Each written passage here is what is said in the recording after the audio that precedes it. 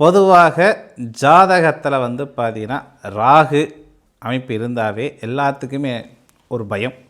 ராகு இருந்தால் அது தோஷமாக இருந்துட்டால் அவர் பண்ணுறக்கூடிய விஷயங்கள்லாம் பெரிய பெரிய விஷயமாக அமைஞ்சிருமே அப்படின்னு பயந்துக்கிறாங்க. சரி, ராகு தோஷம் மட்டும்தான் பண்ணுமா, ஏன் யோகம் பண்ணாதா அப்படின்னா நிச்சயம் யோகா பண்ணுவார். எந்தெந்த அமைப்பில் இருந்தால் யோகா பண்ணுவார் அப்படின்னா ரிஷபம், கன்னி, அதுக்கப்புறம் மகரம். இந்த ரிஷபம், கன்னி, மகரத்தில் ராகு அமைப்புகள் இருந்தால் அவங்களுக்கு யோக பலன் உண்டானா நிச்சயம் உண்டு. இப்போது ரிஷபத்தில் ராகு நிலை எப்படி இருக்குது அப்படின்னா உச்ச நிலையில் இருப்பார்.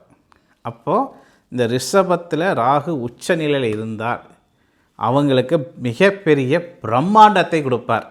சரிங்களா? அல்ல செல்வங்கள் குறையாது.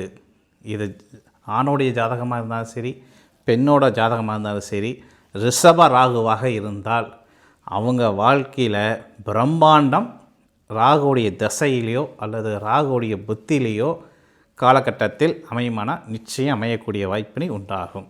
ஆனால் அந்த ஸ்தானாதிபதி உங்களுக்கு சப்போர்ட்டாக இருக்கணும். யார் இருக்கணும்? சுக்கிர பகவான் நல்ல அமைப்பில் இருக்கணும்.